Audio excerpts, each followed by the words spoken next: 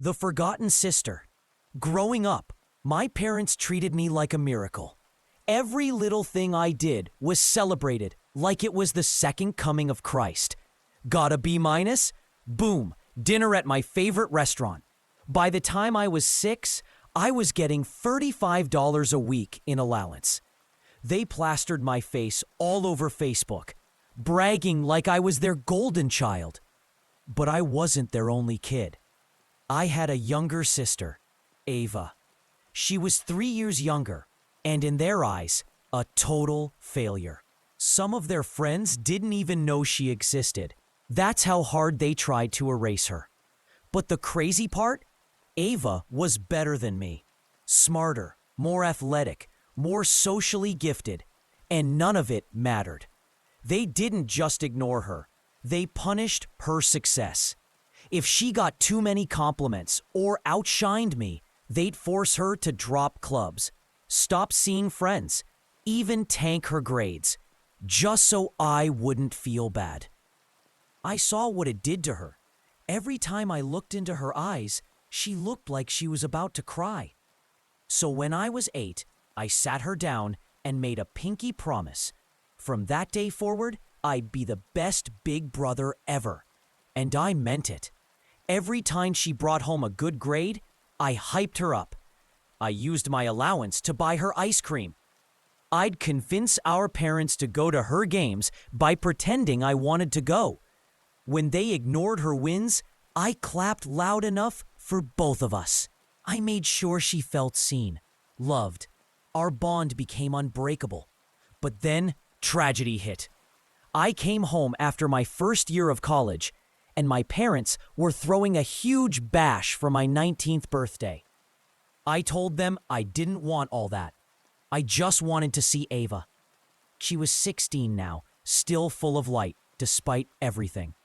But when I brought her up, they just chuckled and said, "Why would you want to hang out with that rejected little sister?" I ignored them. A few days before my birthday, Ava came bouncing into my room, holding a scrapbook she'd been working on for months. It was filled with childhood photos and memories. "It's not finished yet," she said proudly. "I just need a few more pieces to make it perfect." I hugged her so tight. 3 days later, Ava died in a car crash on the way to get art supplies. I collapsed to the floor when I heard. I screamed so hard, it felt like my insides ripped open. And my parents, they just looked at each other, cold, unmoving. My mom's first words, "We'll need to adjust the birthday plans." What followed felt surreal. They threw together a quick, half-hearted funeral, then went straight back to obsessing over my birthday party. I begged them to cancel. Mom smiled and said, "Life goes on. Ava wouldn't want us to skip your special day." But I watched them spend more time picking my birthday cake than her coffin. Cleaning out her room destroyed me. I sat on the floor, surrounded by her art, her clothes, her scent. I cried until I couldn't breathe. That's when I found her diary. Every page shredded me. She wrote about the rejection, the loneliness, but she never blamed me. "Max is the only one who sees me," she wrote. "He makes me feel like I matter." I found the scrapbook too, unfinished. At her funeral, I gave a eulogy that made people sob. Everyone except my parents. Afterward, my dad pulled me aside and whispered, "Let's move on. We've got your birthday dinner at 7. On my birthday, the house looked like a wedding venue. They gave me expensive gifts, a massive cake that said "Our perfect son." I sat there, barely breathing. Mom chirped, "Enough moping, Max. Ava had her day. Today's yours." It felt like being punched in the gut. I stood up, shaking with rage and grief. "How can you celebrate?" I asked. My dad said calmly, "You've always been special. Ava knew her place." And that's when I snapped. I told them everything. how Ava felt unloved, invisible, and how I tried my whole life to make up for their cruelty. Mom rolled her eyes. Teenage dramatics. Dad shrugged. Let's focus on the positive. We still have you. Tears blurred my vision. I grabbed the cake and hurled it at the wall. I can't do this anymore. Mom began wailing like she was the victim. Dad threatened to cut me off financially. I stared at them and said, "You already cut me off in every way that matters." I packed my things. My hands were shaking. I took Ava's diary and scrapbook, the only things worth taking, and tried to leave. But my mom blocked the door. She screamed, grabbed my arm with a grip like iron, her nails digging into my skin. I pulled away and she stumbled back, hitting the wall with a thud. Dad rushed to her side, glaring at me like I'd just murdered someone. But I stood my ground, clutching Ava's diary like it was my soul. My dad lunged toward me, trying to snatch the diary from my hands, yelling that I had no right to take family property. I backed toward the door, heart pounding, shouting that I was leaving, and they couldn't stop me. But they tried. He threatened to call the police and report me for assault and theft. Panic set in.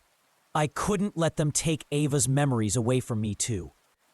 I shoved the diary and scrapbook into my backpack, while my mom, now recovered, broke into another theatrical sob fest. "Don't leave," she begged. "We'll forgive you if you stay." Her tears were hollow. After everything she did to Ava, I told them I needed space, that I'd be staying with my roommate Jake for a few days. That seemed to cool things down a bit. My dad grumbled, but stepped aside. As I reached the door, though, he hissed, "If you leave now, don't expect another cent of tuition." That hit hard, but I remembered Ava and said, "Some things matter more than money." And I left. I crashed at Jake's place, emotionally destroyed, but finally free, for about 3 days. Then my bank account was emptied. My credit card stopped working. I called the bank in a panic. Turns out my parents had removed me from all joint accounts and canceled everything they had co-signed. They weren't done. They started telling our extended family that I'd had a mental breakdown, that I'd become violent after Ava's death. People I loved started ghosting me. Others messaged, "Hope you get the help you need." I felt isolated, betrayed, and heartbroken all over. So I read Ava's diary, all of it, and what I found made me physically sick. She described emotional abuse when I wasn't around. She even hinted that our parents deliberately sabotaged a scholarship that could have been her escape. I'd never seen it, never wanted to believe they were capable of that. But I knew I had to do something. I reached out to Ava's best friend, Emma. When we met at a coffee shop, I noticed a familiar car across the street. My dad's. He was watching us. We moved to Emma's place. There, she told me Ava had secretly recorded our parents, months of footage. After the accident, her phone had been returned to our parents, but Ava had backed up the files to a shared cloud account for a school project. We listened to everything. Our mom telling Ava she was a mistake. Our dad threatening to send her away if she ever outshined me again. The recordings were hard proof of everything. Armed with this, I went back home, ready to confront them. But what I found was a dinner party. My parents were entertaining guests like nothing happened, like Ava didn't exist. I snapped. I played a recording out loud, my mother's voice crystal clear. We only wanted one child. Ava, Max was enough. The room fell silent. Their guests looked horrified.